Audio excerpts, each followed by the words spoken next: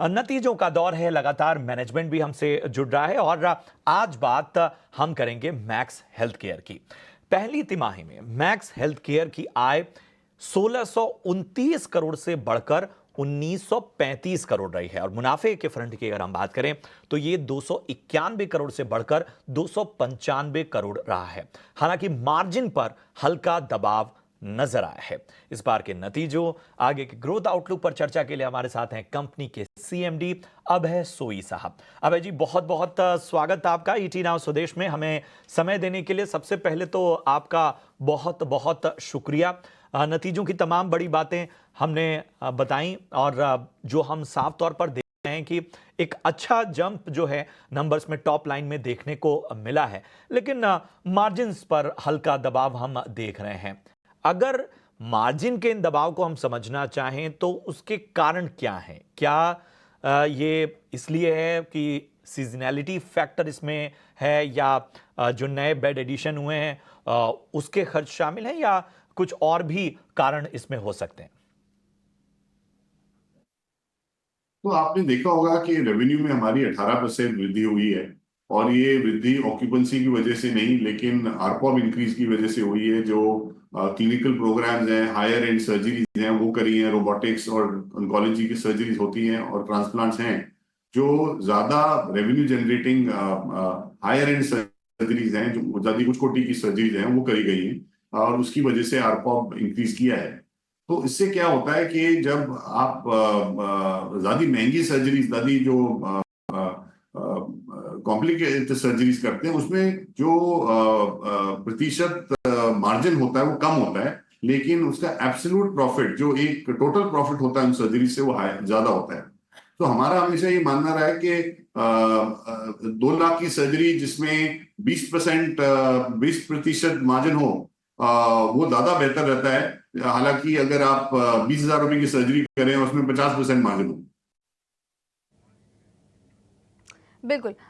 Sir, ये भी समझना चाहेंगे आपका जो अभी करंट हॉस्पिटल नेटवर्क ऑक्यूपेंसी है वो 75 से 76% है और आपकी एवरेज रेवेन्यू पर ऑपरेटिंग बेड अगर उसकी बात करें तो 75,000 के पास पहुंच चुकी है। अब इसके बाद क्या कुछ नियर टर्म कंसर्न्स आपको नज़र आ रहे हैं? यहाँ से क्या आप लिमिटेड वॉल्यूम ग्रोथ की दिक्कतें थोड़ी बढ़ सकती हैं कंपनी के लिए? देखिए, 15वां क्वार्टर है यहाँ पे आरपॉब इंक्रीज किया है और 15 क्वार्टर से ये आरपॉब हाईएस्ट रहा है इंडस्ट्री में और हर बार ईयर ऑन ईयर इसमें वृद्धि हुई है। सो मेरा मानना है कि ये चलता रहेगा। जहां तक ऑक्यूपेंसी का सवाल है और कैपेक्स का सवाल है, हम कैपेक्स कर ही इसीलिए रहे हैं कि ऑक्यूपेंसी लेवल्स एकदम ऊंची हैं और आइडल कैपेसिटी नहीं है हमारे हॉस्पिटल में। तो जब भी वहाँ पे हम कैपेसिटी बढ़ा रहे हैं इन हॉस्पिटल्स में, तो जैसे हम कैपेसिटी बढ़ाएंगे उसकी इमीडिएटली टेक अप हो जानी चाहिए इस कैपेसिटी की, क्योंकि अभी ये जरूरत है बिजनेस की। हमारे सारे हॉस्पिटल्स में वेटिंग भी है और क्योंकि ये ज्यादा प्रेफर्ड हॉस्पिटल भी हैं जहाँ पे लोग ज्यादा आना पसंद करते हैं, तो उनकी ऑक्यूपेंसी हाई है। ऑक्यूपेंसी हाई है तो हमें और यहाँ पे कैपेसिटी क्रिएट करनी है और जो हम कर रहे हैं। सोई साहब, यहाँ पर आपके एक्सपेंशन को लेकर सवाल पूछना चाहेंगे। दिल्ली एनसीआर तो आपके फोकस में है ही, लेकिन इसके अलावा अगर हम और लंबी अवधि के मौकों की बात करें तो कौन कौन से ऐसे पॉकेट्स हैं जहाँ पर आपका ध्यान जा रहा है? लखनऊ एक्सपेंशन के बारे में हम जानते हैं, लेकिन इसके अलावा और कौन कौन से नाम आपके बेड़े में शुमार हो सकते हैं? बिल्कुल, डेट फ्री कंपनी है हम। 60 करोड़ का नेट कैश पॉजिटिव है अभी, 2 एक्विजिशन 1500 करोड़ के करने के बाद भी।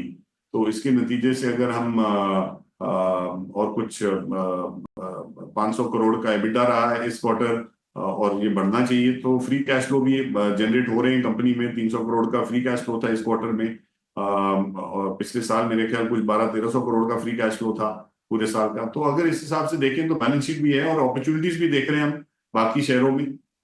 इस टाइम हमने पिछले 3 महीने में द्वारका में हॉस्पिटल खोला, नागपुर में एक्विजिशन किया है, एक लखनऊ में किया जैसे आप जानते हैं, और आज हमने अनाउंस किया मोहाली में पंजाब में एक और हॉस्पिटल का बिल्ड टू सूट एक टाइप किया है, जहाँ पे वो 250-300 बेड का हॉस्पिटल बना रहा है हमारी स्पेसिफिकेशन के लिए।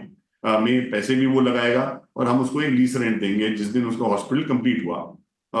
इस अरेंजमेंट में हमें फायदा ये रहता है कि जो डेवलपमेंट रिस्क होता है या टाइम या कॉस्ट ओवररन होता है, या कोई ज्यादा महंगा हो जाए, ज्यादा टाइम लग जाए उसको बनाने में, ये हमारा कॉस्ट नहीं है, ये उन्हीं का रिस्क होता है। हमारा रेंट सेम रहेगा जिस दिन वो हमें हैंड ओवर करेंगे हॉस्पिटल।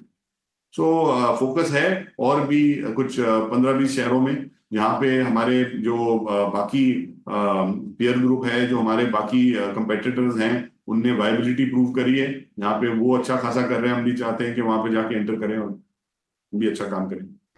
सोई साहब, बहुत अच्छा लगा आपसे बातचीत करके। धन्यवाद, समय निकाला और तमाम सवालों के जवाब आपने हमें दिए हैं। और चलिए, यहाँ पर हम आगे मैक्स हेल्थ केयर पर बात भी करेंगे, लेकिन इससे पहले हम